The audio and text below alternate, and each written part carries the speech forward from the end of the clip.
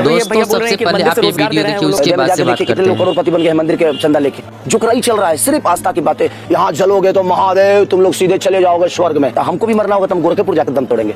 और योगी जी हंस रहे हैं, क्या करे वो बेचारे, वो भी फंस गए, उनको वहां लाके। पलायन उस दौर में भी हुआ, उसके बाद भी होता रहा, ये भी एक हकीकत है। बिल्कुल हकीकत है, कोई ऐसी चीज नहीं है जो सुधरी है, हर चीज बिगड़ी है। बस एनडीए के नेताओं से इतना ही आप पूछिएगा कि आप हिंदू मुस्लिम छोड़ के आपने बिहार के लिए किया क्या है, वो हमें बता दीजिएगा। कम से कम तेजस्वी यादव 2 करोड़ 2.5 करोड़ नौकरी देने की बात तो कर रहा है आदमी, वो सिर्फ जंगल राज की बात कर रहा है कि आ जाएगा शेर, आ जाएगा। अरे यार कब तक शेर आएगा, हर चुनाव में शेर ही आता है। ये टीवी वाले भाई पिक्चर चालू करो बे।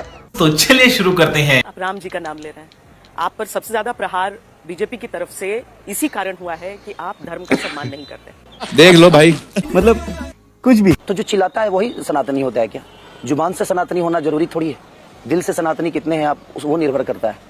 अगर जितने भी बीजेपी के लोग हैं या एनडीए के लोग हैं, मैं उनसे कहना चाहता हूं कि अगर आप सनातन के इतने ही अगर धर्मवादी हैं तो आपको राम मंदिर में जाके बैठ जाना चाहिए, फिर इस दुनिया में तो आपको संत बनना जाना चाहिए। तो लेने के देने पड़ गए। और अगर इच्छाओं का अंत हो जाता है तो इंसान संत हो जाता है। आपकी इच्छाएं इतनी हैं और आप संत की बात करते हैं। हम तो सबसे ज्यादा राम पे गाना गाए हैं, जितने उस दल में लोग हैं वो तो राम पे गाने, जब राम मंदिर बना तब गाए, हम उससे पहले गाए। तो कहने से थोड़ी आप सनातनी हो जाओगे, आपके दिल में किसी के प्रति श्रद्धा नहीं होगी तो आप जुबान से कितने उसको सम्मान दे पाओगे। ये बड़ी अच्छी बात कही आप। विषय लोगों का इमोशन के है, लोगों का रोजगार का है और बिहार की बदहाली का है। मैं यही सवाल हर एनडीए से कहना चाहता हूं कि जब चुनाव आता है, जब बिहार की चुनाव जब भी होती है, आप देखिएगा सनातन की बात होगी, राम की बात होगी, मुस्लिम की बात होगी, हिंदू की बात होगी, विकास का एक आदमी बात नहीं करता है, और नहीं तो जंगल राज की बात होगी। तू समझा?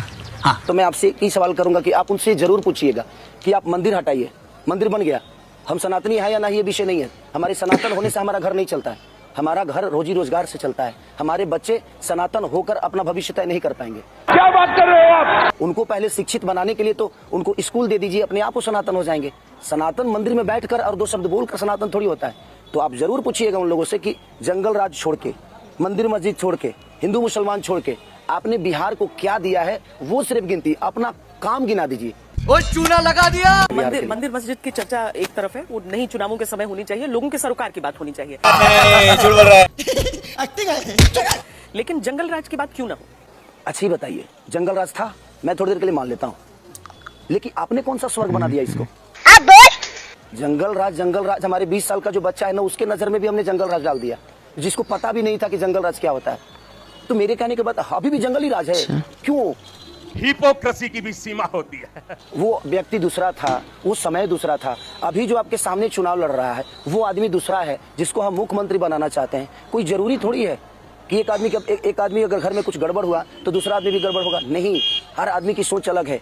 बात तो सही है। तेजस्वी एक नई सोच लेकर आएंगे। नई सोच है, नई चीजें है। तेजस्वी जी हमेशा रोजी रोजगार की बात करते हैं, पलायन रोकने की बात करते हैं, नौकरी देने की बात करते हैं, लेकिन आप किसी भी एनडीए के नेता से आप पूछिए, एक आदमी नौकरी देने की बात नहीं करेगा, आपको पलायन रोकने की बात नहीं करेगा, वो सिर्फ जंगल राज की बात करते हैं। आप क्रोनोलॉजी समझ लीजिए। कैसे रोकेगा पलायन? आपके दिमाग में कुछ है? आपको भी मतलब आखिरकार तो रोजी रोटी के लिए बाहर जाना पड़ा, आपके पास यहाँ पर आप गीत गाते थे, लेकिन एक बेहतर मार्केट के लिए आप बाहर निकले। क्या वो पलायन की श्रेणी में आप डाल रहे हैं? और दूसरी चीज कि अगर आज यहाँ के युवाओं के लिए आप चाहते हैं कि नहीं बेहतर हो सकता है कि भोजपुरी कलाकारों के लिए बेहतर हो, आपका रोड मैप क्या है इस क्षेत्र के लिए? अभी बता दे भाई। मोदी जी ने गुजरात को छोटा ही उनके हाथ में मिला था, उन्होंने गुजरात को कितना बेहतर बना दिया। क्या बिहार एक भी फैक्ट्री के लायक नहीं है?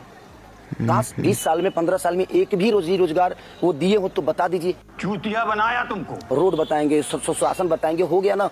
5 साल मुझे बहुत प्यारे लगे थे हमारे नीतीश चाचा। 5 साल उन्होंने सच में बहुत बेहतर काम किया। तो आपके हाथ में, अगर आप मुझे बदनाम कर रहे हो कि हमने गड़बड़ कर दी, ठीक है, हमने गड़बड़ की, बट जब आपके हाथ में चीजें मिली तो आप क्या किए? आप बताओगे ना अपना काम। मैं नहीं बताऊंगा।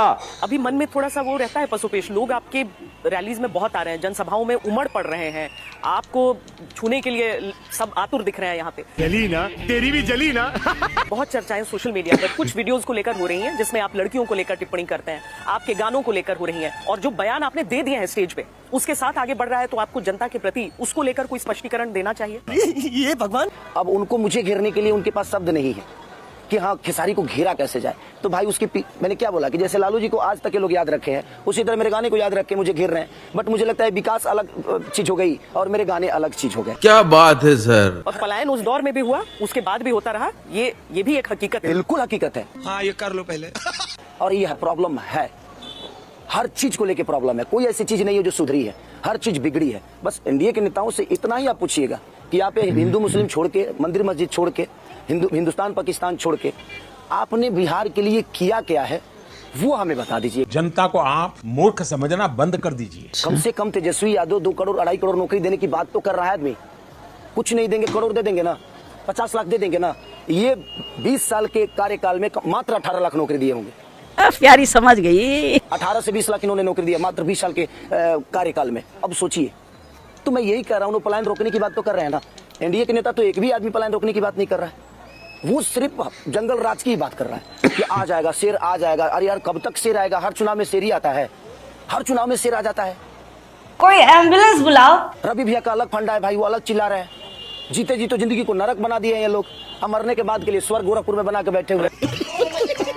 ये भैया बोल रहे हैं कि मंदिर से रोजगार दे रहे हैं वो लोग, आप बोल रहे हैं कि मंदिर से रोजगार। हाँ तो एक बार जाकर आप देख लीजिएगा। आप एक दिन चले जाइए अयोध्या में, अयोध्या में जाके देखिए कितने लोग करोड़पति बन गए हैं मंदिर के चंदा लेके। कुछ न कुछ तो गड़बड़ जरूर है। देखिए मंदिर आस्था के विषय है और आस्था दिल में होती है। मंदिर में भगवान नहीं होता, भगवान हमारे दिल में होता है। शाबाश बेटा। मुझे हंसी आती है इन लोग के शब्दों पे, जुकराई चल रहा है, सिर्फ आस्था की बातें। यहाँ जलोगे तो महादेव, तुम लोग सीधे चले जाओगे स्वर्ग में। रावण तो बना नहीं पाया, अब जो उनका बच्चा काम था उसके अंश बन के ये आए हैं धरती पे।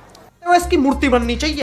ये आकर गोरखपुर में आएगा, हमको भी मरना होगा तो हम गोरखपुर जाकर दम तोड़ेंगे, नहीं तो स्वर्ग हमको प्राप्त नहीं होगा। जीते जी कुछ दे नहीं रहे हो, नरक हो गई है हमारी जिंदगी। और उसके बाद मरने के बाद के प्रोसीजर में आते हैं। सीनियर है ना, वाह दीदी, वाह दीदी। सीनियर अलग विषय हो गया। मेरा पिता भी अगर गलत करेगा तो मैं उसके लिए क्यों नहीं बोल सकता? सीनियरिटी अलग हो गई, लेकिन मेरे सीनियर जूनियर कहने से क्या फर्क पड़ता है बिहार को? कोई सेंस है इस बात की? योगी जी का सामने ही बोल रहे थे ना वो, अब देखे कि नहीं? और योगी जी हंस रहे हैं। क्या करे वो बेचारे, वो भी फंस गए उनको वहां लाके कि भाई कैसा आदमी को ला दिया हम।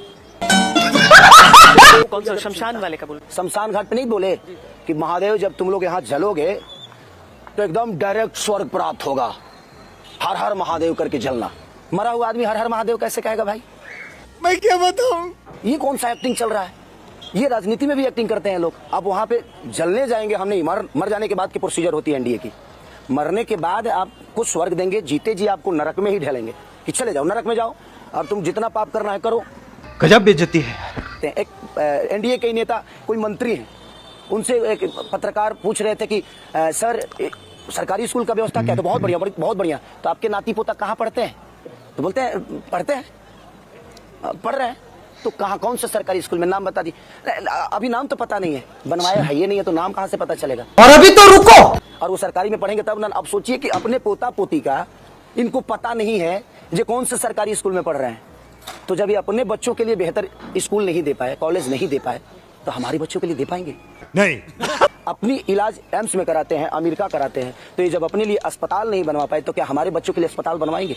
क्या बढ़िया था गुरु। खत्म, बाय बाय, टाटा। सब्सक्राइब करना ना भूलें। वीडियो देखने के लिए बहुत शुक्रिया, बहुत धन्यवाद।